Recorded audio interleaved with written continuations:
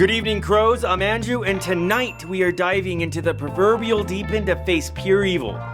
The man responsible for the Gypsy Hill Murders, Rodney Halbower, the San Mateo Slasher. Let's do it.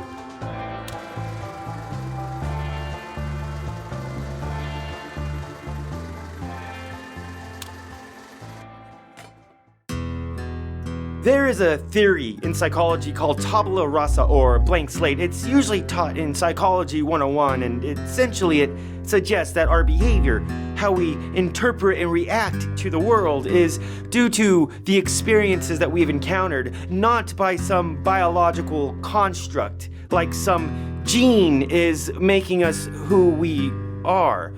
Think of it like this. If you're scared of spiders, then by the theory of tabula rasa, you are scared of spiders because maybe you encountered a spider that bit you as a child. Or if you are a violent and reactive person, maybe you had violence done upon you and that's how you sought to react to experiences growing up.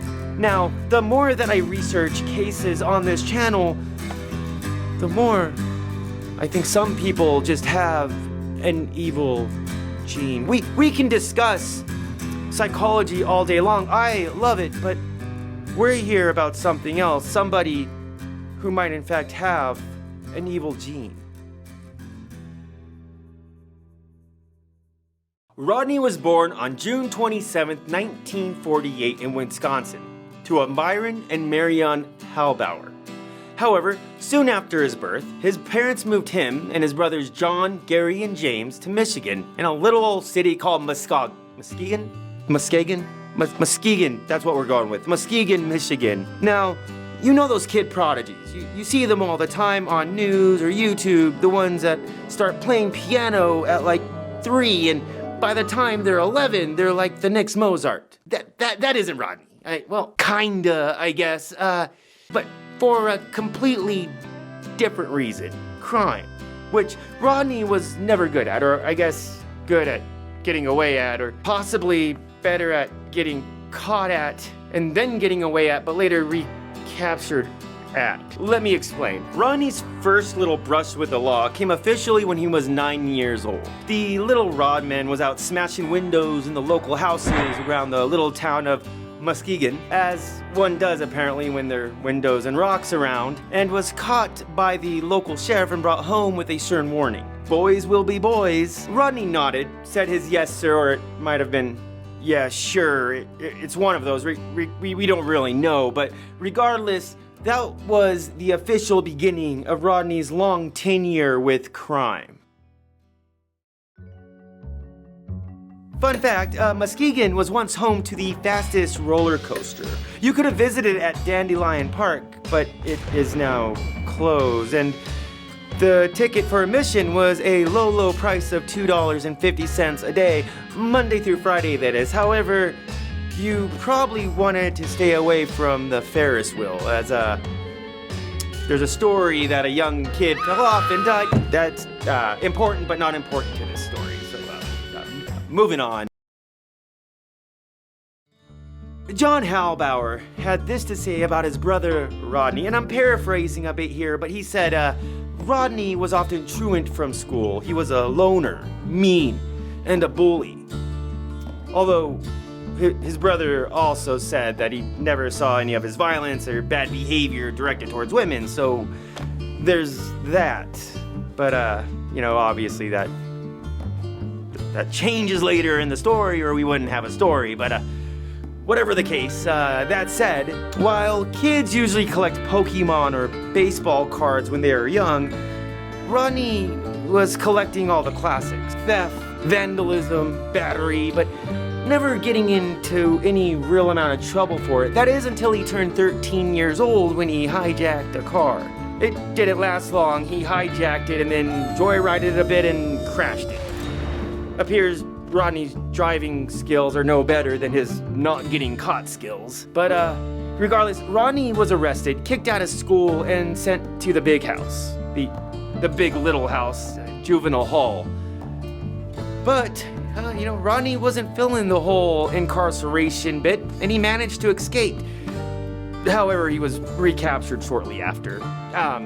Which this will be a trend of capture, release, or escaping, and then recapture, release, and then you get the point. Rodney did his sentence this time. The now 16-year-old was released in 1963 on probation, out of prison and back to a life of crime. However, crime, wasn't his only hobby. He had many other ones. One of them was having girlfriends, like young boys do, which he did, and a daughter, April Halbower, which was born around this time in 1963. Freedom didn't last all that long, though.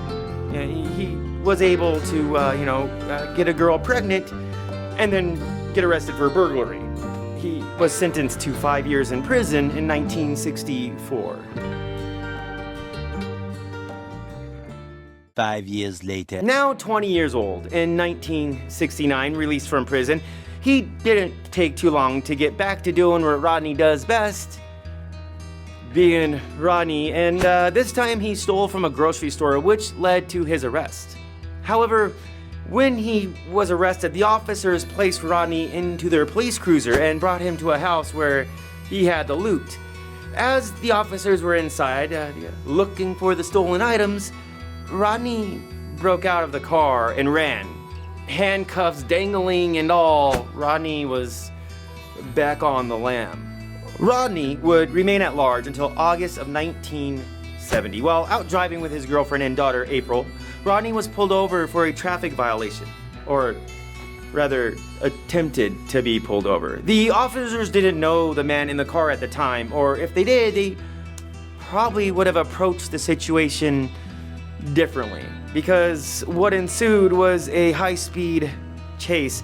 Rodney, the girlfriend, and the daughter in the vehicle racing through town, officers in tow. 20 stop signs and 8 red lights later, Rodney crashes into a house, but he wasn't done yet. No, especially if you know Rodney. Rodney jumped out of the car, leaving his boo and daughter in the crashed car, and took to his feet. The arrest came soon after. This netted Rodney with a grand total of 4 years in prison, which he actually did the entire stint, being released in 1975. Rodney, now 27 years old, decided to try his luck elsewhere since the whole Michigan thing wasn't doing him any good. I mean, they were kind of stopping him at every corner, and he wanted a little change. So he packed up his knapsack and took off to Reno, Nevada. For the most part, his first few months in Reno seemed like a new life for Rodney. He had a 9-to-5 job, a little place to, live and lay his head for the night. But old habits die hard, they say, because it wouldn't be too long until Rodney turned back to a life of crime. This time, though, he would try his hand in a completely new genre. On November 27th, 1975, a 33-year-old blackjack dealer was walking home from her shift at a local casino. A walk she had done many times before. She knew every corner, she knew every street, and it was a normal walk. As far as walks go, that is, until she crossed paths with Rodney. As she passed Rodney, Rodney turned around and sprung on her, holding a knife. Telling her to not move or he'd kill her, one of those things, Rodney forced the 33-year-old behind an apartment building where he raped her and assaulted her, but he didn't kill her, he just left. As soon as he was out of her sight, though, she beelined it to the police station and told the officers her story and described the man. The police officers' eyebrows raised a bit. The description sounded exactly like a suspect of an arson fire they were questioning a few hours earlier. To their surprise, with the description, 30 minutes later, after arresting the man the blackjack dealer described, they found out it was Rodney. It was the same dude. Rodney was literally at the police station twice that day. Albeit for different reasons, but yeah, twice. Rodney spent about a month in county until he made his $5,000 bail the day after Christmas on the 26th. And on April 1976, the 8-man and 4-man jury deliberating his case spent about 5 hours until they came back and sentenced Rodney to life at the Nevada State Maximum Prison. However, we're missing a bit from the story here. Actually, we need to rewind back to when Rodney was out on bail because a lot happened here. Okay, you ready? All right, let's rewind. So this next part has an asterisk, I guess, before it because it involves 5 murders that have been suggested to be by the same person.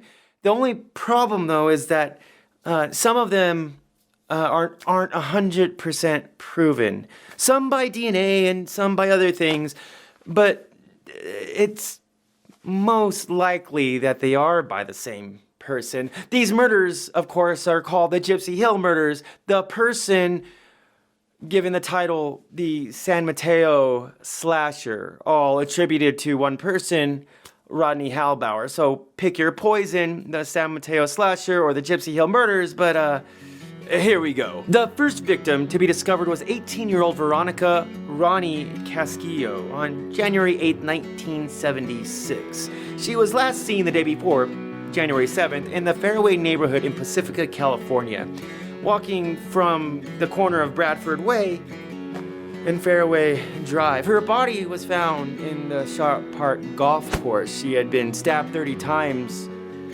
and stripped naked. Then, on January 24th, 1976, 14-year-old Oceana High School student Tatiana Marie Blackwell, Tanya to friends and family, went missing. She was reportedly walking to a 7-Eleven store located at King Drive in South San Francisco. However, her body would be found months later off of Gypsy Hill Road in Pacifica, California. She also had been stabbed to death. About 2 weeks later then, on February 6, 1976, 17-year-old Paula Louise Baxter's body was found by 18-year-old David Littman. He came across her nude body tossed in a eucalyptic tree at the LDS Church in the town of Millbrae, California, which is about a 9-mile drive, about 16-minute trip from Pacifico, California, where Veronica's body was found. Paula had been sexually assaulted, stabbed 4 times, beaten, and hit with a concrete block. Next up, and a bit out of the way, is Michelle Mitchell's body, which was discovered in a garage in Reno, Nevada, some 230 miles from Millbrae, California, about a 3.5 to 4 hour drive from Millbrae. Michelle Mitchell, who we covered in a previous video, was a nursing student at the University of Nevada, Reno. She was last heard from her mother as she was broken down near the campus delivering some snacks to her diabetic father at a local bowling alley where he was working. She was found with her hands bound and her throat slashed. 3 weeks after, March 15th, 26-year-old Carol Lee Booth's body was found in South San Francisco. It was back to San Fran, so heading back 222 miles from Reno, about 3.5 hour drive this time. Carol was last seen heading home, walking from the bus stop on El Camino Real to Arroyo Street.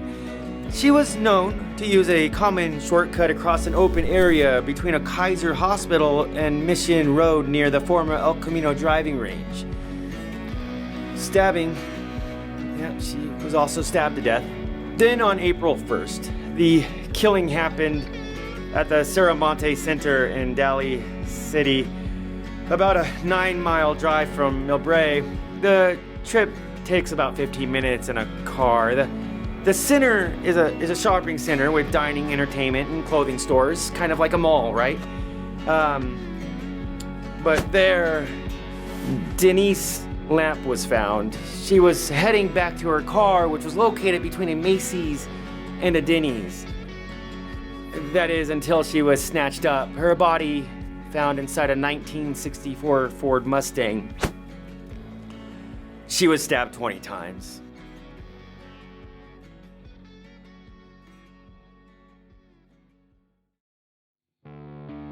So this leads us back to Carson City. At the Nevada prison, Rodney is going about his normal routine. Up at 4, lights out at 9, that sort of thing, all the while planning his next escape, which came on June 1977. During a softball match, Rodney fled the Nevada State Prison on foot. Placed on the wanted list, Rodney laid low for about a month before doing something no one expected.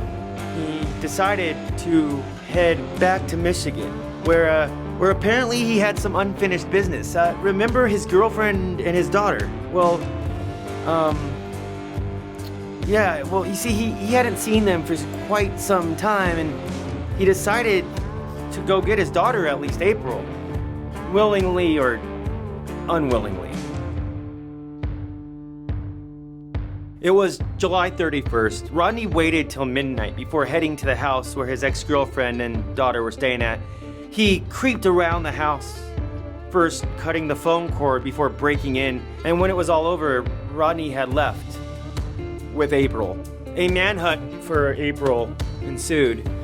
She was found the same day, wrapped in a blanket in some bushes, unharmed, and given back to her mother, while Rodney was given a first-class ticket on Con Air and sent on a first flight back to Nevada.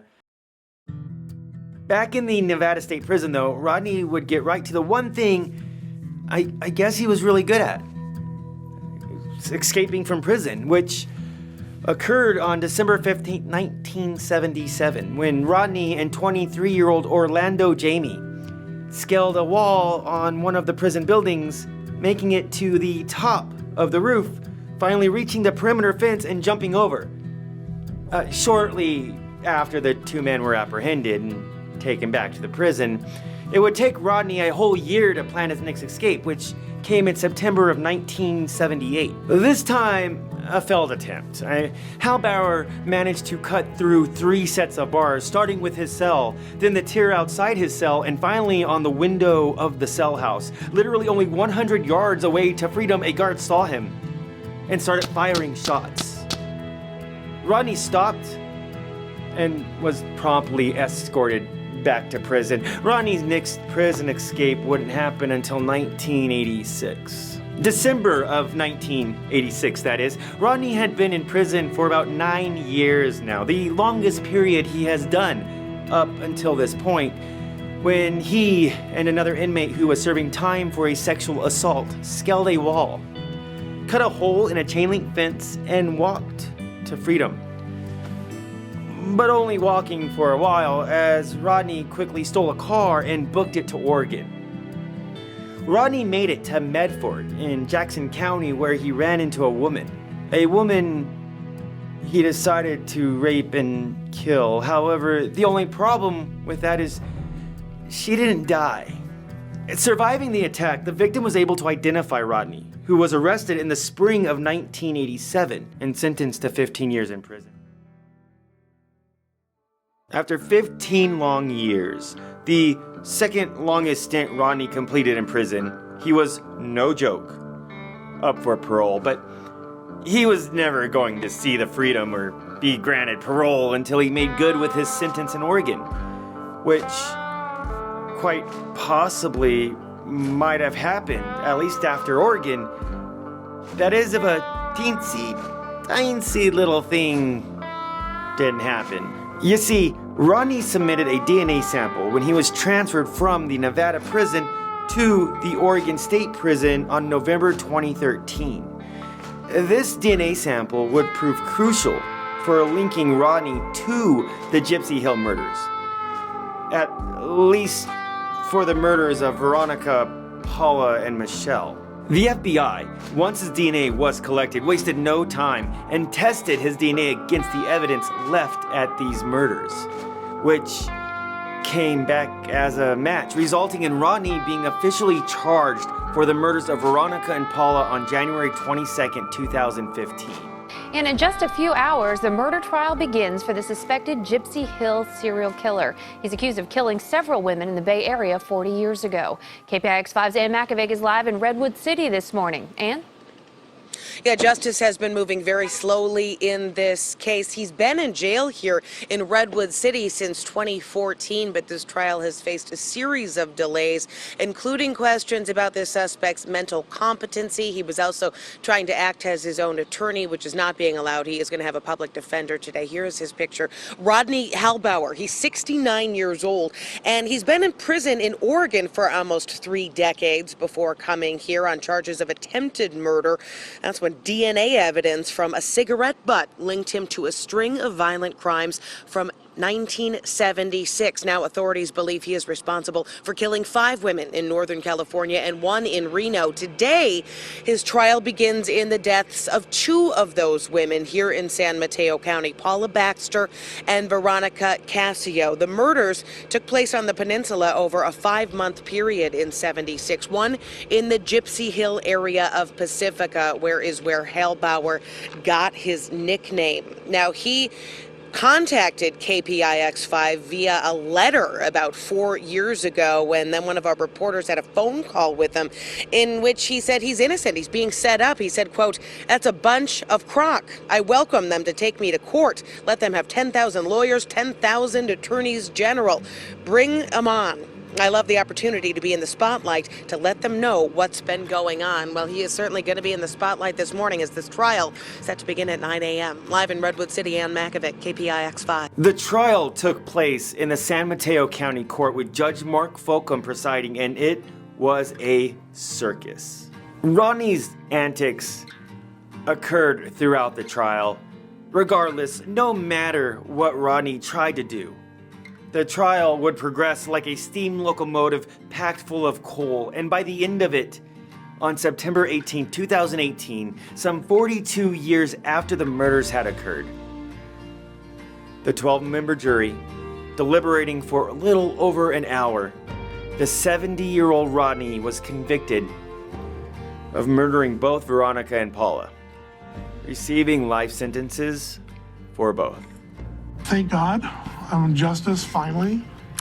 A cold case has been solved. There's relief on the peninsula this evening for family and friends of 2 teenagers murdered by a man known as the Gypsy Hill Killer. Today, 42 years later, a jury found him guilty. Back in 1976, the rape and murder of several young women terrorized the Bay Area. NBC's Gene Ellie joins us in Redwood City with the story. Gene. Raj, 70-year-old Rodney Halbower is here in the San Mateo County Jail tonight. One of his victim's friends says it is a relief. Justice has finally been served, and 42 years of not knowing is over. You know, a lot of the women, were very afraid to go out by themselves. Steve Bischoff remembers when his friend, 17-year-old Paula Baxter, disappeared in 1976.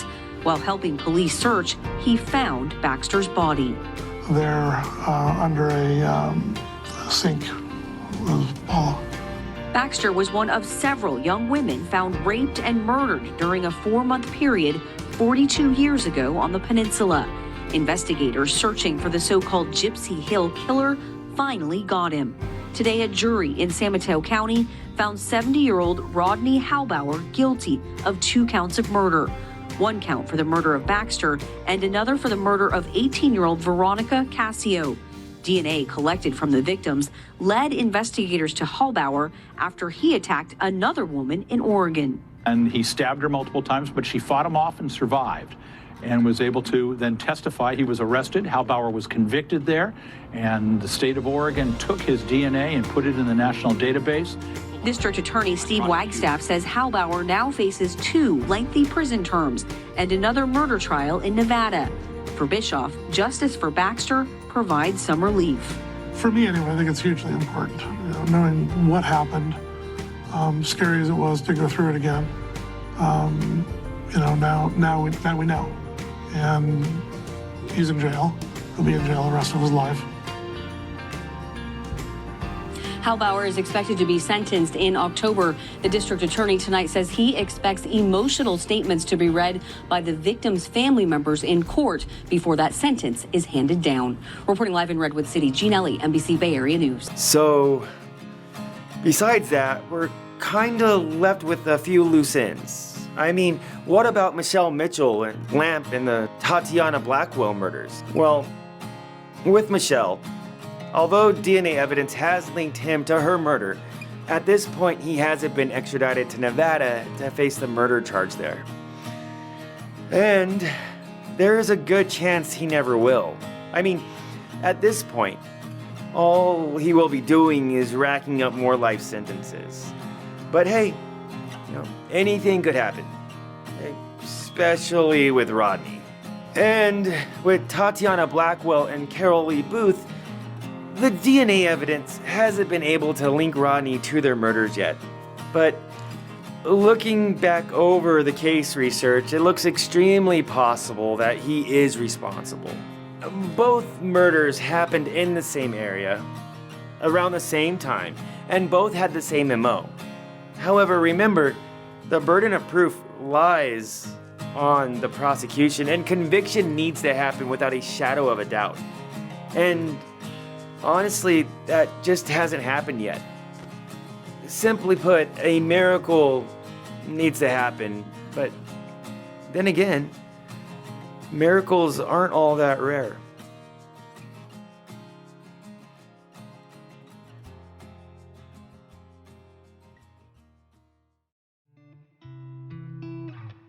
And so, Crows, that is the story of Rodney Halbower, the San Mateo Slasher. Definitely an incredibly sad case about an evil man who did disgusting things, which I guess leaves us to my beginning statement about tabula rasa, being born with a blank slate. And I still don't know. But more importantly, I'm interested in knowing what you all think. Was Rodney born bad, or did he learn it?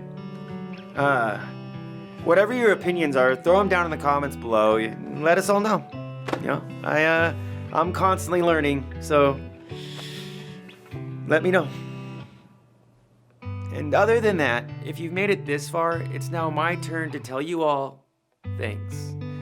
And as always, know that you're loved and appreciated. If you haven't heard it today, let me be the first one to say it. You are loved and appreciated. I'll see you in the next one, Crows.